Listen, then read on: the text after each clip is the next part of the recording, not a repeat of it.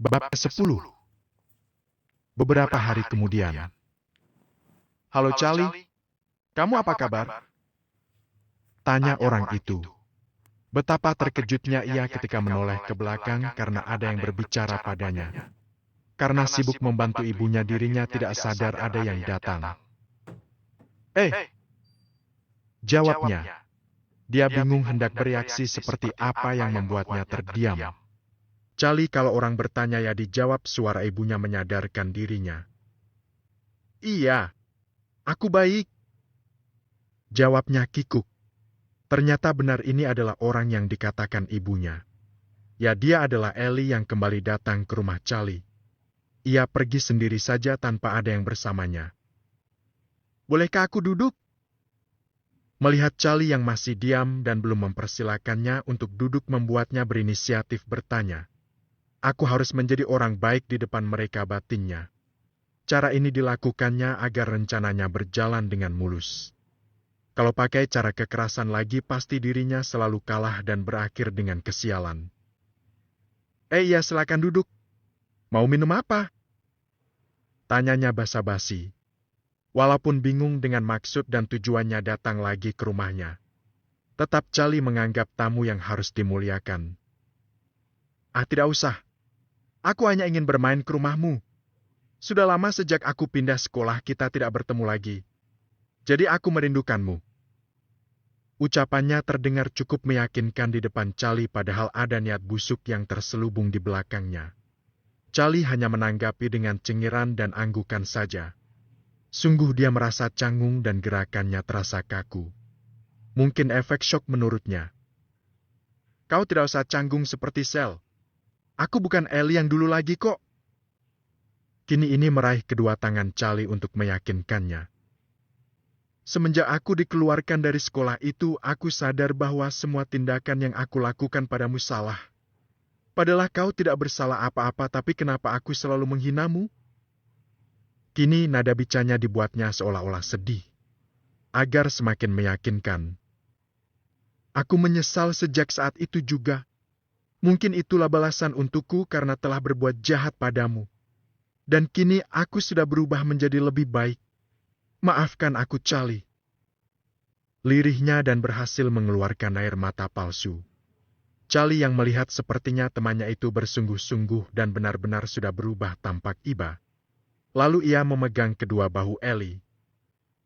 Aku sudah memaafkanmu dari dulu, dan sekarang aku bersyukur kau bisa berubah. Aku turut senang. Jawabnya dengan senyuman. Ellie memeluk Charlie. Terima kasih, Charlie. Kau memang orang yang sangat baik. Di balik punggung Charlie tampak Ellie tersenyum menampilkan senyuman smirknya karena rencananya berhasil untuk membuat Charlie percaya bahwa dirinya benar-benar sudah berubah. Tidak lama kemudian ibu Charlie membawakan makanan dan beberapa cemilan untuk mereka dan kembali melanjutkan melayani para pembeli. Dimakan ya, nak? Iya, Bu, terima kasih, senyumnya pada ibu Charlie. Hampir 1 jam dan kini Ellie sudah pulang kembali ke rumahnya. Tidak lupa sebelum pulang dia memberikan hadiah untuk Charlie sebagai permintaan maafnya yang disimpannya di dalam mobil. Charlie sempat menolak namun ia kekeh agar dia mau menerimanya dan akhirnya hadiah itu diterima oleh Charlie. Tak lupa pula ia memberikan juga makanan mewah agar bisa dimakan oleh keluarganya bersama-sama. Ternyata kau memiliki teman yang baik-baik, nak. Ujar ibunya yang ikut senang karena anaknya memiliki teman yang begitu peduli dengan anaknya. Padahal jika ibunya tahu bahwa Ellie dulunya sudah menghina anaknya, mungkin dia tidak akan diterima jika datang ke rumah itu. Iya, Bu, syukurlah, aku juga senang. Biug, biug, biug. Seorang lelaki tampan tampak sedang berlatih dengan memukul samsak yang ada di ruangan tempatnya berlatih. Derino saat ini berada di basement mansionnya tempat biasa dirinya berlatih. Pantas saja badannya bagus dengan dihiasi perut kotak-kotak dan otot-otot yang tampak seksi karena dirinya sering berlatih. Itu membuka sarung tinjunya dan berhenti untuk minum air. Dirinya tidak terlalu sering melihat Charlie lagi karena selain disibukkan dengan sekolah karena sudah akan tamat dari sekolah itu. Dia juga sedang berusaha untuk mulai menggantikan peran sang Dedi di perusahaan mereka. Walaupun baru sebentar dirinya mulai belajar menggantikan tugas papanya, tampak dia sudah mulai mahir. Dirinya memang termasuk anak yang cerdas. Cepat memahami sesuatu. Tap, tap, tap. Terdengar seseorang menuruni anak tangga menuju basement itu. Gimana San latihanmu? Tanya Dedi setelah sampai di basement. Seperti biasa, Dad. Sudah selesai. Jawabnya lalu segera mengenakan bajunya karena tadi dirinya bertelanjang dada. Kaman bersihkan dirimu, kita pergi ke markas. Dedi pernah mengatakan bahwa jika sudah saatnya maka dia akan membawa anaknya untuk mengunjungi markasnya yang akan segera berpindah tahta kepada dirinya. Derino sudah tahu bahwa sang Dedi adalah seorang mafia yang paling ditakuti sedaratan Asia. Siapa yang tidak mengenalnya, tapi dia belum tahu di mana letak markas Dedinya itu. Markas utama mereka berada di Indonesia. Namun masih banyak markasnya tersebar di berbagai negara Asia lainnya. Oke, Dad. Aku mau mandi dulu. 1 tahun kemudian. Saat ini sudah genap 1 tahun Derino menjadi CEO di perusahaan itu. Semenjak dirinya dinobatkan sebagai CEO menggantikan peran dadinya walaupun masih usia muda, tapi terbukti perusahaan mengalami kenaikan yang lumayan pesat. Dalam masa 1 tahun dia menjabat, Derino sudah dapat membuat 3 anak cabang perusahaan yang berdiri di negara Indonesia, Jepang, dan Korea. Tentu Dedi semakin bangga atas pencapaian anak semata wayangnya itu. Ditambah lagi dirinya juga sudah beberapa kali berhadapan dengan dunia bawah tanah yang tidak senang dengan mereka karena luas wilayah yang mereka kuasai semakin luas. Di sisi lain, sebentar lagi tidak sampai 1 bulan Cali akan tamat SMA sehingga dirinya sedang persiapan untuk menghadapi ujian akhir sekolah. Sebenarnya dia sudah khatam namun dia tetap membaca mengulang lagi agar semakin ingat. Pagi itu Sonya datang ke rumahnya sekadar untuk belajar bersama Cali karena mereka sudah janjian sebelumnya bahwa Sonya akan datang untuk belajar bersama dengan Cali yang sudah tidak diragukan lagi kepintarannya. Halo Celi, setelah turun dari mobil ia pun berhampur memeluk sahabat terbaiknya itu. Pagi Bu, Pak. Gimana kabarnya Ibu dan Bapak?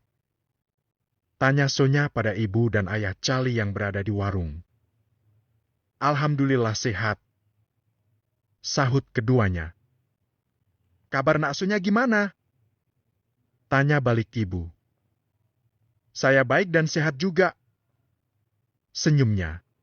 Kemudian mereka masuk ke dalam rumah dan langsung saja untuk belajar bersama. Tidak terasa hari sudah siang dan Sonya memutuskan untuk pulang karena dia akan ada acara keluarga dari papanya. Aku pamit dulu ya Sel. Terima kasih sudah mau mengajariku. Nanti kita belajar bersama lagi ya.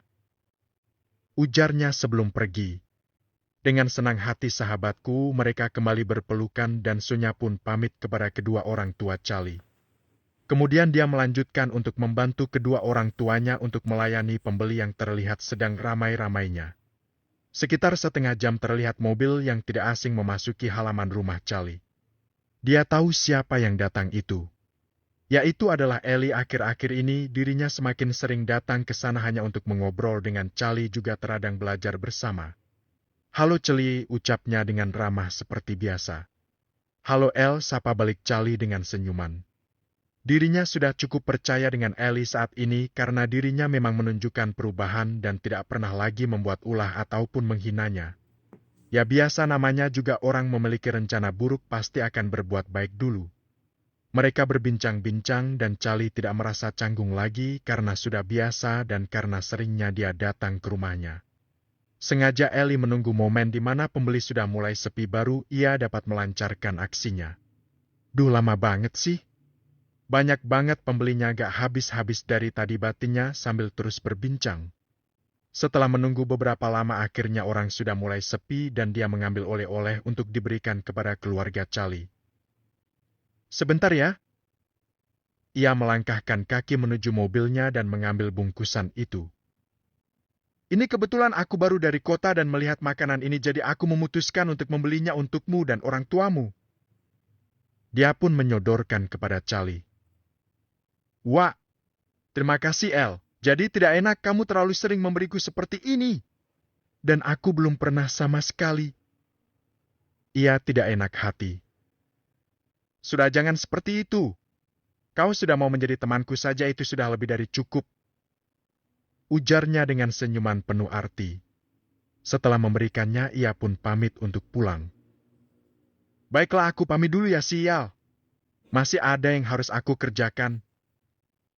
Kemudian dia pergi, tapi tidak untuk pulang melainkan untuk menunggu. Dia mencari tempat yang bisa diparkirkan untuk mobilnya dan masih bisa memantau dari kejauhan. Crying. Kriing. Suara dering telepon berbunyi dari seberang. Kau siap-siaplah. Ujarnya. Baik, Nona. Jawabnya dari sambungan telepon.